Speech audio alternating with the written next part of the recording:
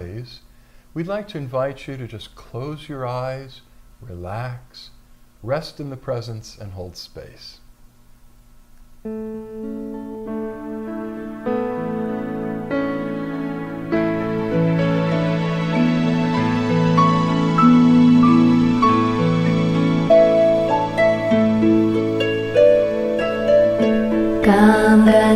Ganapataye Namo Namaha.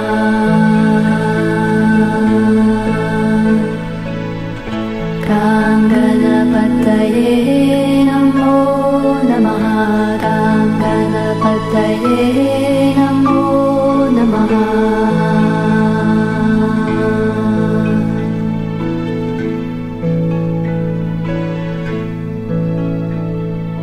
Jai Ganesha Gananatha Dayaniti Sakala Vignya Karadura Hamari. Jai Ganesha Gananatha Dayaniti Sakala Vignya Karadura Hamari.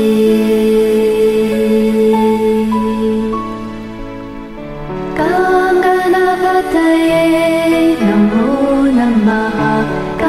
Ganapataye Namo Namaha.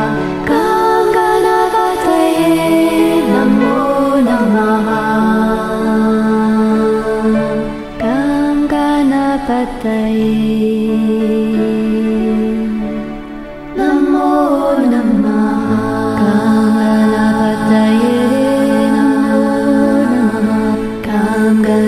Ganapataye Namo Namaha. Ganapataye Namo Namaha. Omega Dantaya Vidmahi Vakratundaya Dhimahi Tanno Danti Prachodayat. Ganapataye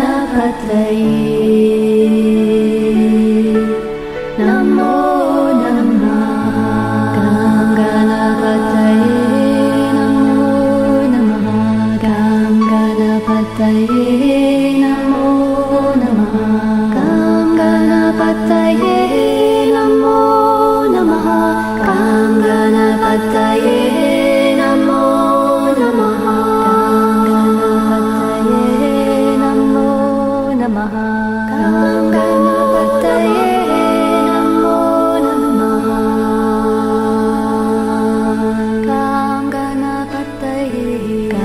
Ganapataye Namo Namaha.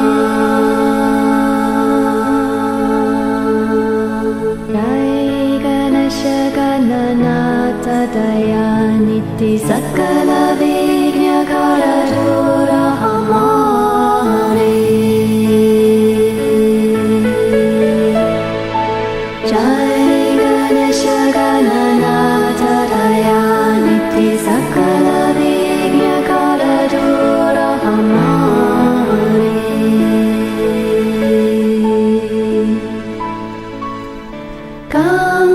Ganapataye Namo Namaha. Ganapataye Namo Namaha. Ganapataye Namo Namaha. Ganapataye Namo Namaha. Ganapataye Namo Namaha. Ganapataye Namo Namaha.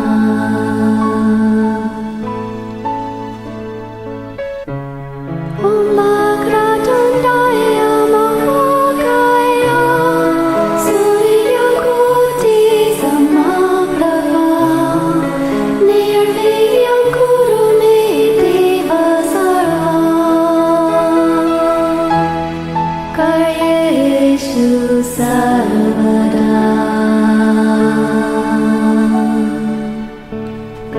Ganapataye Namo Namaha. Ganapataye Namo Namaha.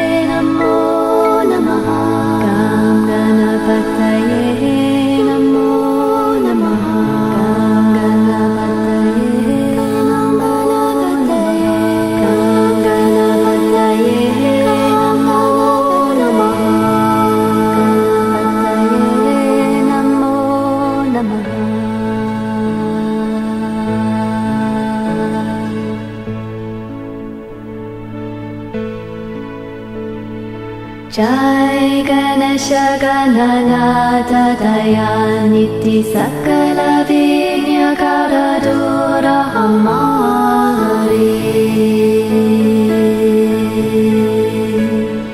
Jai Ganesha Gananatha Dayaniti Sakala Vignakara Dura Hamari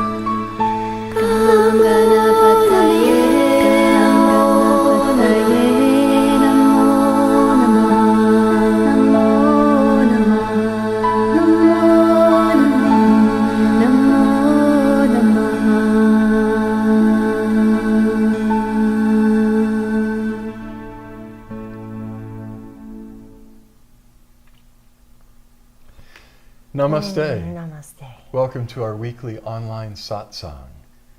Satsang is a fancy Sanskrit word for spiritual community.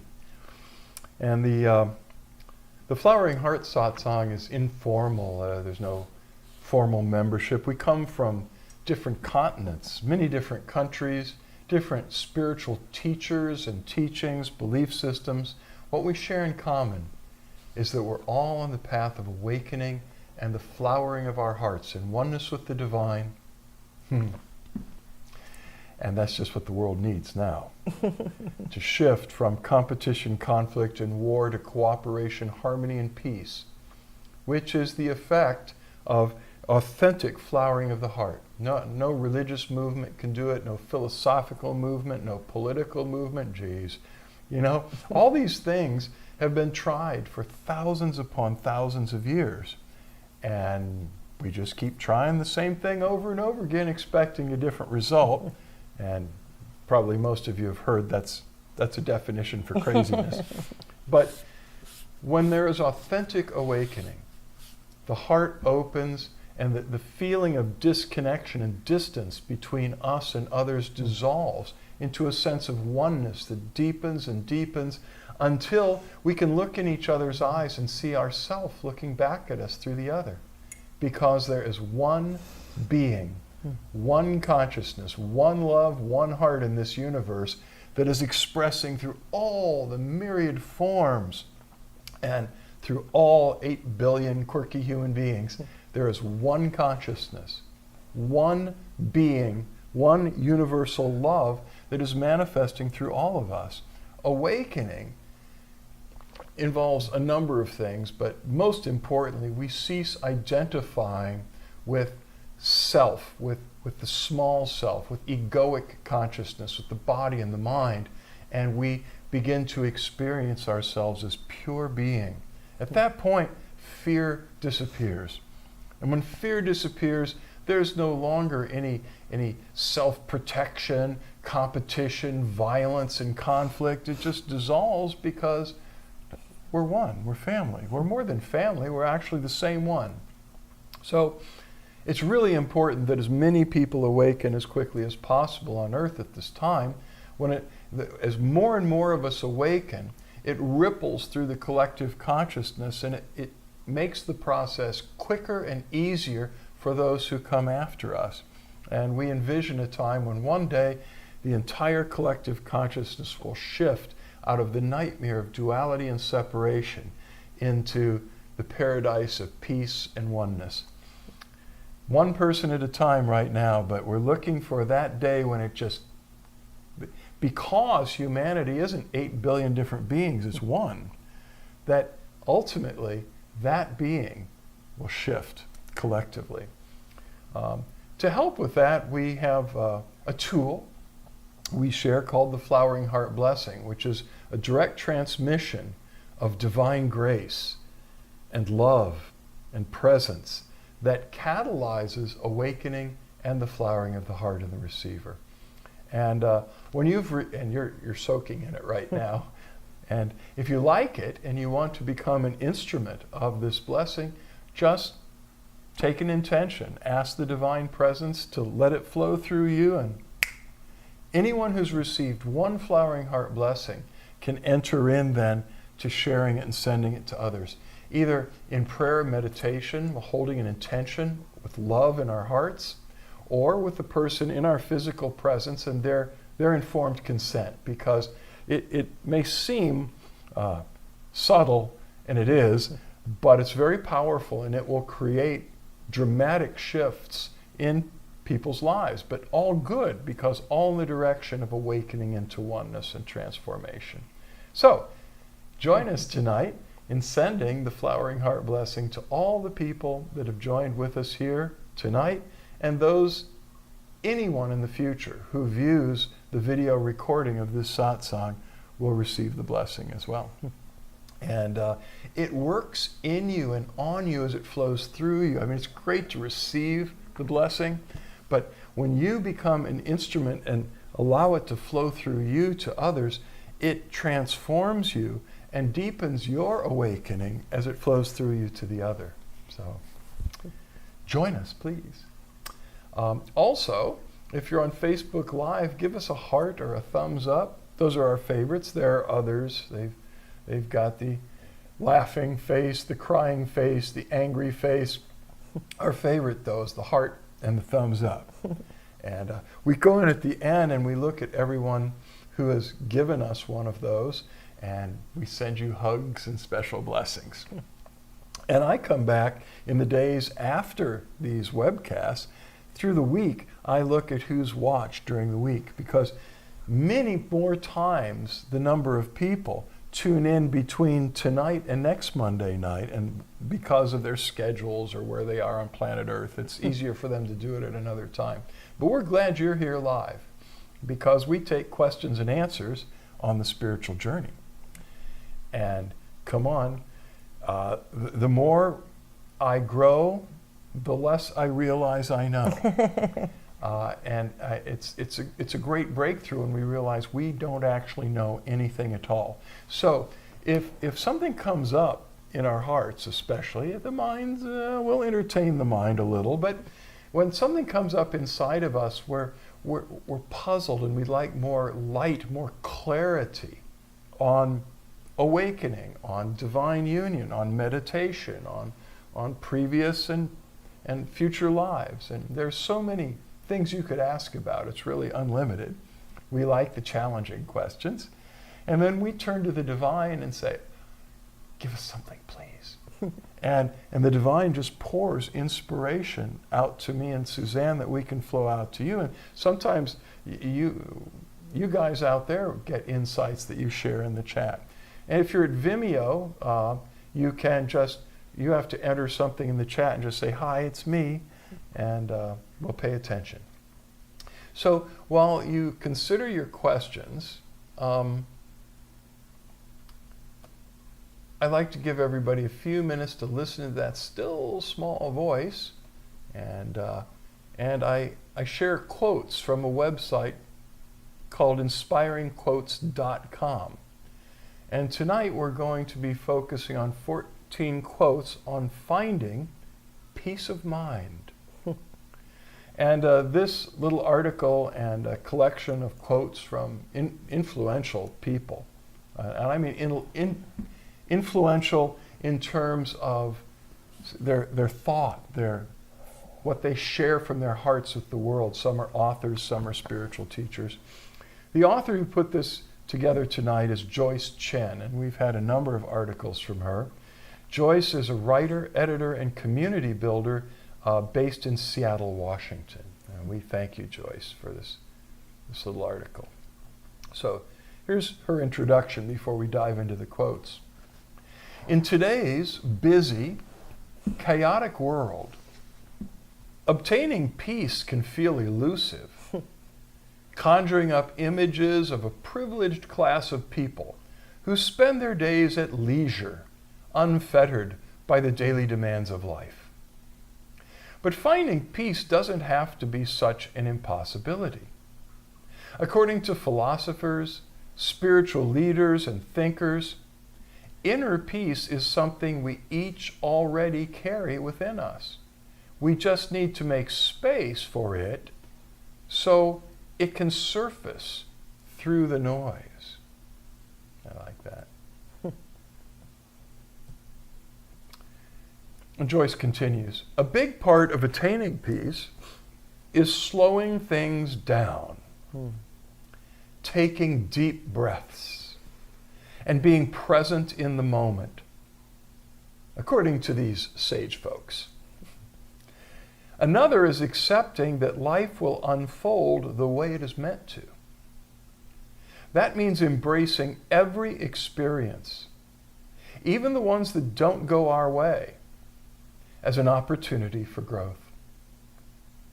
It's easier said than done, of course, but those who study inner peace will note that it's not numbness that defines peace of mind so much as it is awareness. It's about being conscious of what's happening around us, but choosing not to be disturbed in spite of the circumstances. Below, we've rounded up 14 quotes that tout the importance of finding peace and that encourage us to hold on to the core of who we are, even in face of difficulties.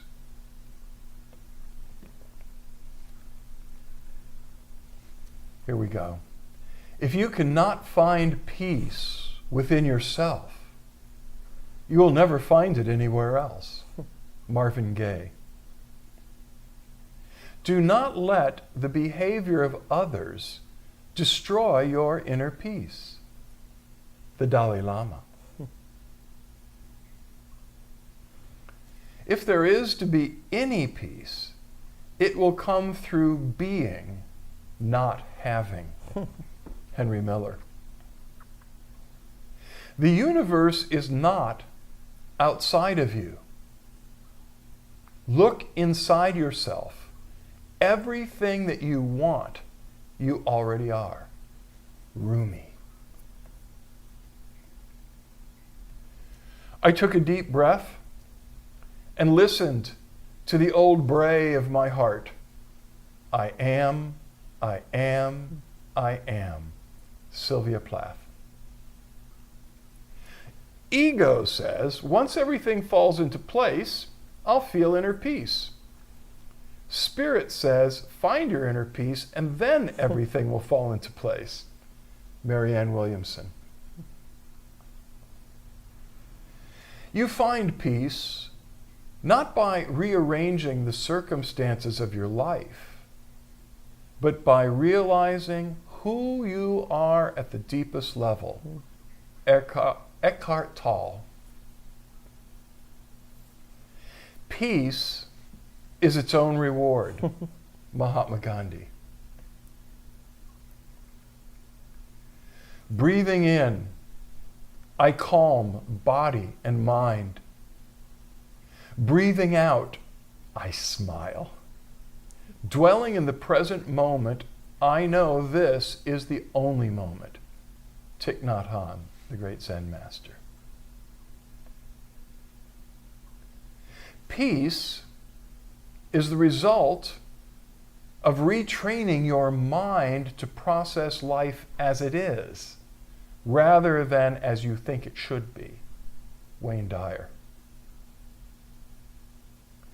Do not confuse peace of mind with spaced out insensitivity. A truly peaceful mind is very sensitive, very aware. Tenzin Gyatso, the 14th Dalai Lama. We already had a quote from him, but I really like that one. Do not confuse peace of mind with spaced out insensitivity. A truly peaceful mind is very sensitive, very aware.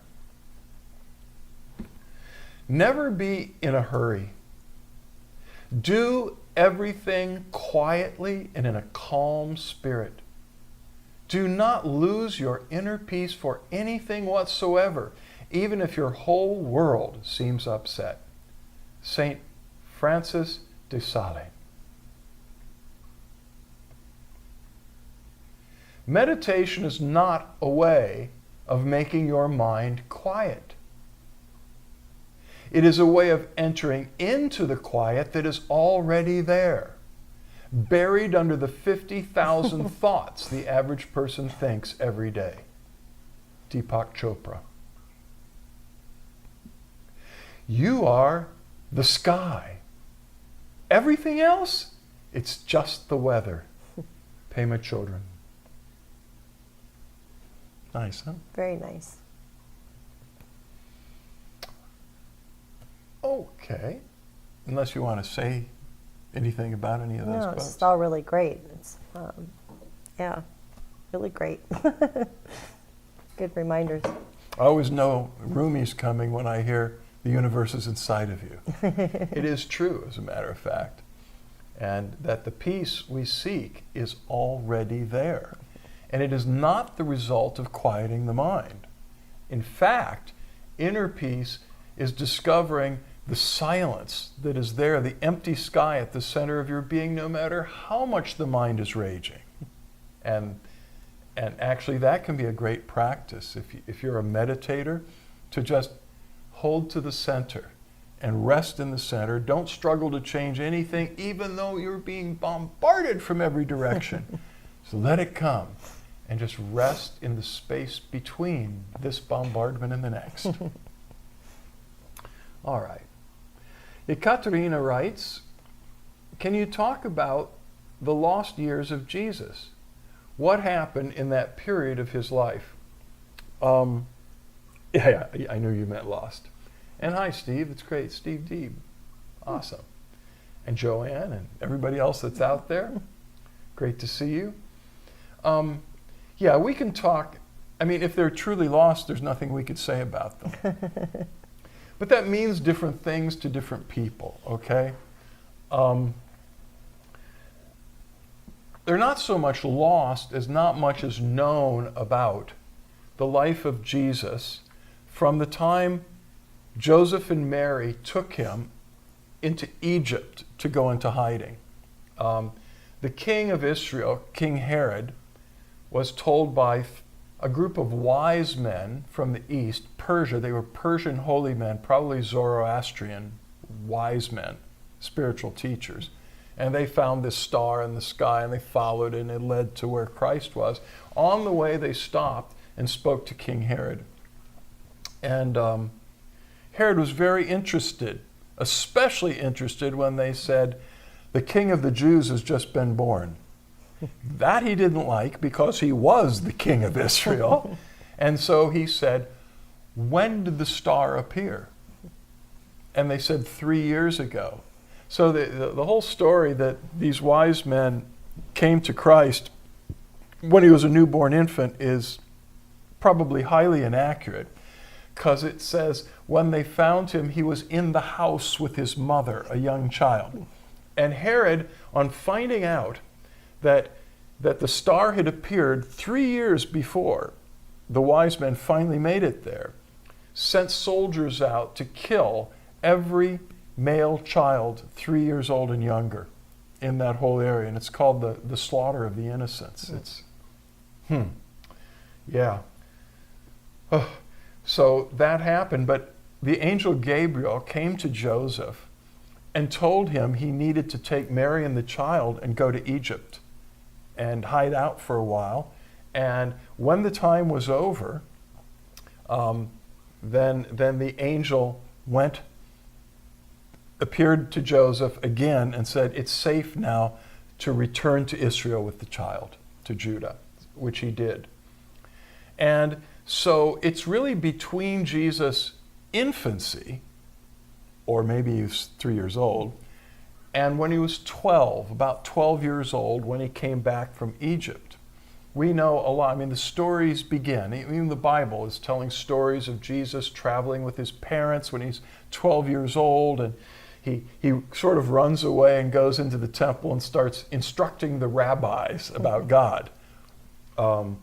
So that's one period that's considered the lost years of Jesus. Now, there is quite a bit, actually, more than most people realize, written about it. Actually, Jesus' childhood is mentioned in the Quran, and it speaks about how he worked miracles. So the Quran tells us more about those early years than anything we've got. Also, the Ethiopian Coptic Church, the indigenous Christians of Egypt and North Africa, very mystical. We're still not sure what's going on, because they've said over the years that they have the Ark of the Covenant and they're not going to reveal it, which may be true. But they have stories and tales that were written about when Jesus was among them. And so they say we're the first church because he built our community, started to build it when he was just a kid before he went back to Israel. So those are those lost years, and believe me, there are plenty of channelers and mediums that will channel spirit stories that they swear are 100% accurate, and I very seldom on the surface just trust most channeled wisdom. Humans are fallible. We see all kinds of cool stuff, but is it divine revelation? Well, it can be, but it isn't necessarily. And the scriptures, especially the Hebrew scriptures, warn very deeply about seeking revelation from mediums. The divine of Israel said, seek to me. Seek me with all of your heart, and I'll be found by you, and I'll give you inspiration, I'll give you light, I'll give you instruction. And some of the more cautionary tales are when people didn't do that, they went to a medium instead of just staying in prayer before the face of God until the veil dissolved. So, but that said, there are all kinds of stories circulating out there.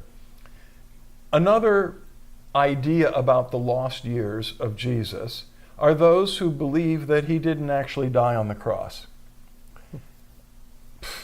That actually he slipped off to the south of France with Mary Magdalene. And Joseph of Arimathea and Mother Mary and others sort of. And that's some of those stories are deeply embedded in some of the Gnostic churches. What I think we need to understand is that the Gnostics especially use metaphor, a lot of metaphor.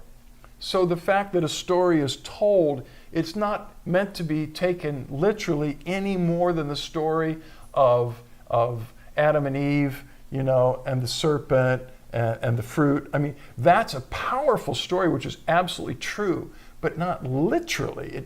There's a deeper spiritual truth communicated by a lot of spiritual metaphors. That said, there are those that believe that Jesus, after the crucifixion, came over to America and danced with the Native Americans. Some of the Cherokee elders have stories of after his resurrection, he did that. And so they knew him before the missionaries came. And there are other stories about him, as I said, south of France, but some say that he went to India after the resurrection, and he spent the remainder of his life there and died there. And there's a grave in India that has Yeshua's name on it. And many people, especially some of my Indian friends, believe that that's where he spent his lost years later on. There's another one that came up and slipped right through my mind and sailed away. Because I don't think these are the real story of the lost years. Back to the first 12 years of his life, there are those that believe that Jesus was born unenlightened. Yeah, I know, right? That he couldn't work any miracles until at age 30 when John the Baptist baptized him and the Holy Spirit came on him. He was just, kind of an ordinary Joe, good kid, And some of the stories are that during those 12 years, he went to India, into the Himalayas, and sat at the feet of the great Himalayan masters, and they gave him his teachings, they gave him his knowledge, they gave him his wisdom. I don't know why people like to think of it that way, because those very masters were born with their wisdom. I mean, the great masters, they bring it with them from previous lives and from whatever spiritual plane that they've incarnated from to help humanity. They didn't need Babaji didn't need anybody to tell him he was the Mahavatar. But Babaji himself said Christ is the Lord of the yogis and of this planet. Interesting. So that's a bunch of stuff I just poured out about the lost years. We probably do better focusing on the not lost years, where his teaching, his presence, and his actions communicate such clear messages that there's only one thing required. Only one teaching of religion matters at all, really. Love the Lord your God with all your heart, mind, soul, and strength, and love your neighbor as yourself. On those two commandments hang all the law and the prophets, and all the mystical teachings of seers and prophets, and all the spiritual rules and regulations are understood in one word: love. Love the divine, love one another as yourself. You see, remember, we're one. So you're literally loving the other person as yourself, because they are an embodiment of yourself. If we focus on the years we know about, rather than getting caught up in the conspiracy theories of Christ, and focus on the present moment, this is what matters. Not so much, I mean, some of it was really important, but if it was lost in history, it probably wasn't that important. The really important stuff is like carved into the human heart and passed on from generation to generation. Some of us Hermeticists call it the perennial philosophy, the perennial tradition. There's a river of truth. From ancient times, we can't even see that far. We don't have the history that far back. But among humanity has been this river of truth. And just like any river, sometimes it flows fast, sometimes it flows slow, sometimes it freezes, sometimes it boils. Water takes all these different forms as it adapts and flows through different circumstances. And that's what the ancient truth, the truth, has taken so many different forms and shapes as it's flowed through human history. And it's still flowing today. So to find that river and to be in the present moment and hear what the Spirit is saying now, I think is so much more important than figuring out where the first settlers came to Earth from and blah, blah, blah. That's my opinion. Do you explain Hermeticists? Oh, Hermeticists are, well, Hermeticism are those that are embodying and carrying forth the teachings of Hermes Trismegistus. Hermes, thrice blessed, also known as Thoth, considered a deity to the Egyptians and also to the Greeks. Hermes is the god of wisdom and alchemy, spiritual transformation. So Hermeticists are very much students of the perennial tradition and of the alchemy of inner transformation. Carl Jung, great Hermetic philosopher. And perennial tradition? It's that ancient, I explained it in depth. It is that river of truth. Right. That's all. And sometimes it's called the perennial philosophy.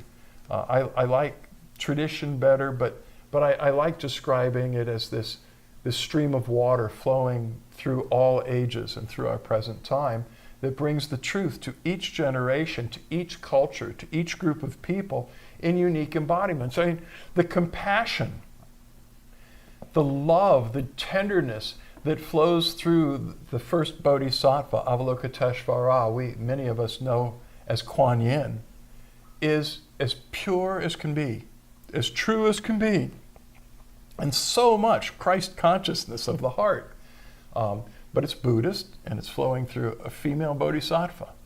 So that's that same river of truth taking a different form in India and Tibet and China and different cultures. So, anything else? No. Okay. I just felt the questions in my head from people. It's fascinating stuff, Hermeticism, because it looks beyond the separation of religious and philosophical teachings and sees what ties it all together in this magnificent, divinely woven masterpiece. And when we go deep enough, we discover there's no contradiction. I mean, I met this Tibetan monk in India who saw me all in white, and we were at Oneness University that time. I said, I don't see, because I hear you're a Christian. That just makes no sense that you would be here doing this. I said, well, I can see your point, but you're obviously a Vajrayana Tibetan monk, and I don't see how you can be here doing this. The fact is that enlightened masters from the Christian tradition and from the Tibetan tradition can sit down and carry on a perfectly normal conversation about eternal life and resurrection and multiple lives and the divine. So there you go. All of the traditions, when we go deep enough, are compatible. I mean, some people think, that like Christianity would be, some people think it's completely incompatible with Islam. That's so not true. Islam, my understanding of it, I mean, my understanding of Christianity is multi-layered. Some of it is horrific, I think, and condemning, and legalistic. But the heart of the message of the Christ and the presence and the Spirit is just phenomenal. And Islam is the same at its heart. It's so beautiful. And as I said, Christ is in the Quran. They talk about him.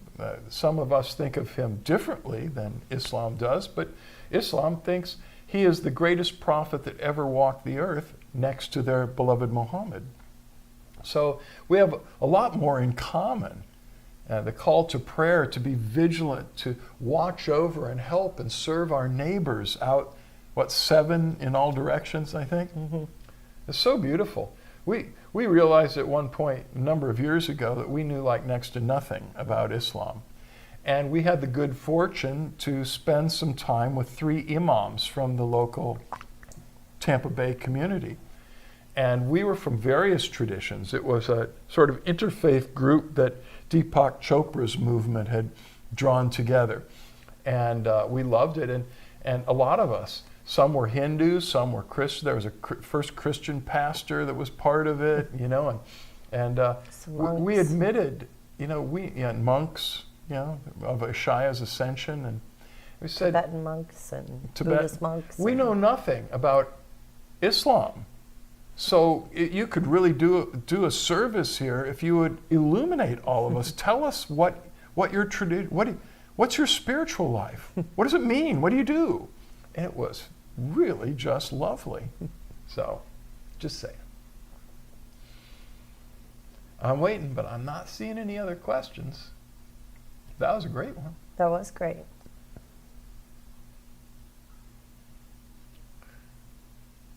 Well, that means one thing. Time for blessings. More blessings. It's never stopped flowing, but now, please close your eyes and open yourself to the power and presence of the divine blessing that we share. This presence is not far from you, it's within you. It's all around you. In the presence we live and move and have our being. And as Rumi said, the entire universe is inside of you. Everything you need, you already have inside. This presence that dwells within you, that is the source of all existence, is your true sacred self. It is enlightenment itself, through and through. It is fully divine. And it is your core. It is your source. It is your true sacred self. And it loves you unconditionally, exactly as you are. This presence yearns to take you, all the scattered parts, and draw you into oneness with Source and with all that is. This presence already knows what you need before you do, because it's all-knowing. It's all-wise. It's all-powerful and able to impart to you what it yearns to do. And the divine yearns to awaken every one of us to oneness with the divine, with each other, and with all that is.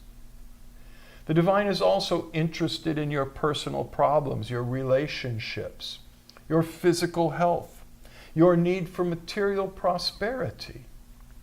The divine is deeply interested and committed to helping you with every area of your life, not just spiritual enlightenment.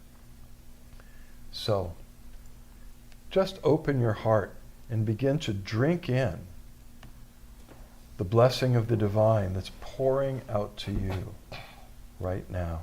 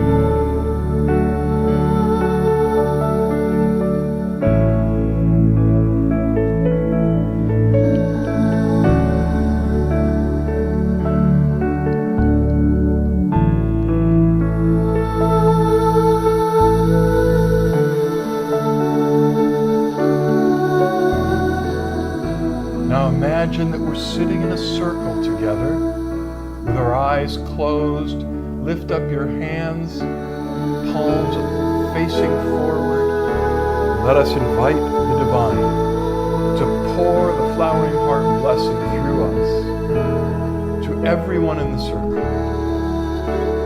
As you do, it's flowing through you and it's coming back to you through everyone else.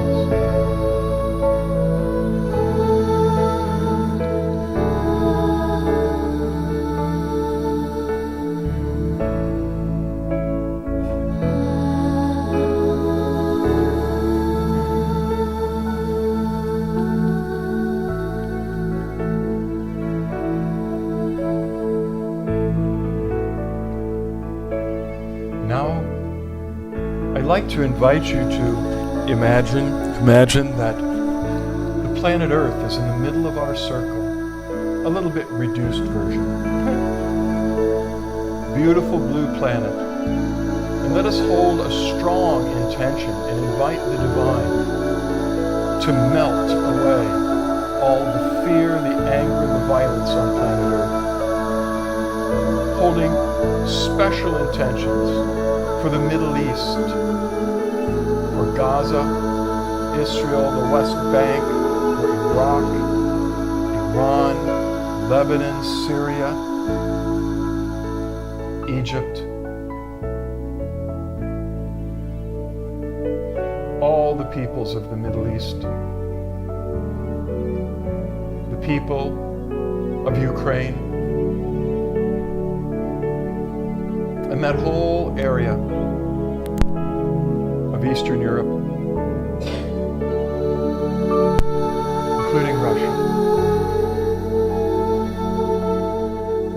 We hold a strong intention for divine love, the most powerful force in the universe, to melt away fear, anger, and violence, to cause every heart to awaken and flower with divine unconditional love. In Africa, throughout the entire world, for there is violence and fear everywhere.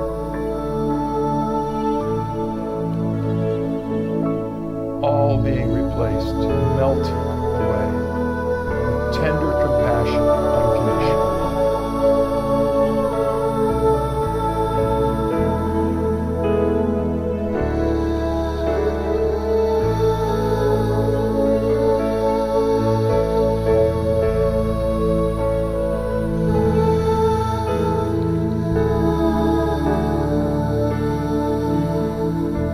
All people everywhere will discover their inner peace.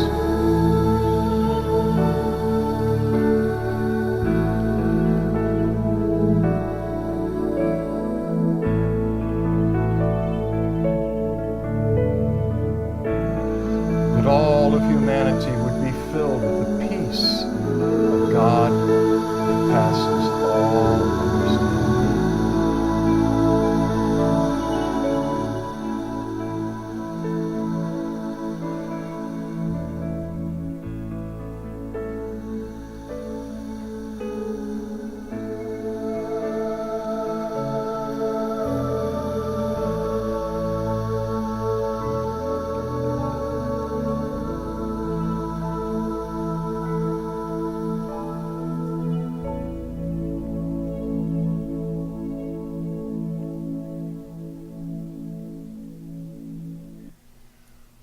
Om Shanti, Shanti, Shanti.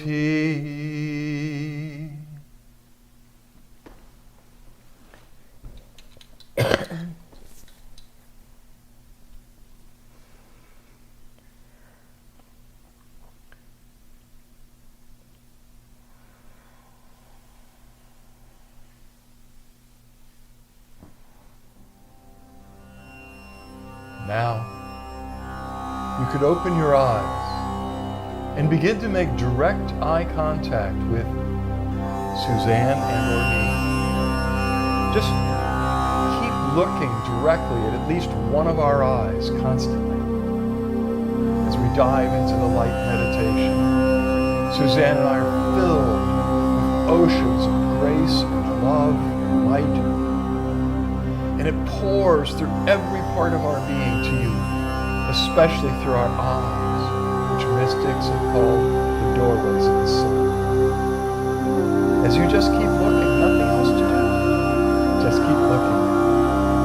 The light streams out of our eyes, in through your eyes, into your spiritual heart of hearts, causing the light of awakening, the flames of divine love to burn brighter and brighter and brighter.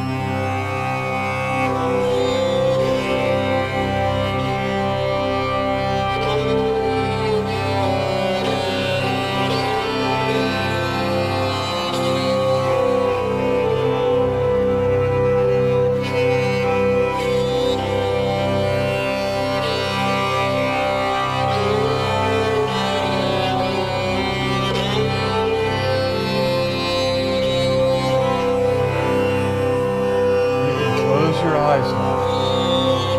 Meditate with us for a few more minutes as the grace we've received settles with you.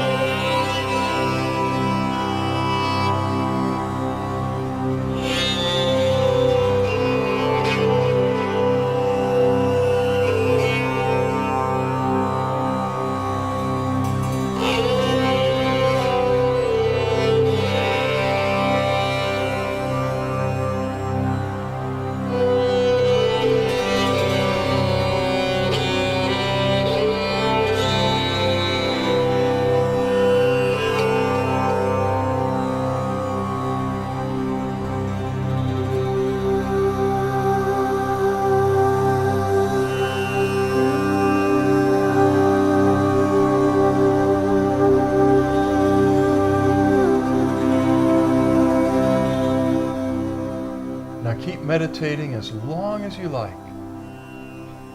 And or lie in Shavasana. That's a yoga pose where you find a comfortable place nearby and you lie down on your back with your eyes closed, your arms loosely at your sides with your palms open, turned upward, and just let yourself dissolve in the presence with gratitude. We love you very much. Much love, light, and blessings. Until we meet again, know that the divine in us beholds the divine in you, and we bow to you.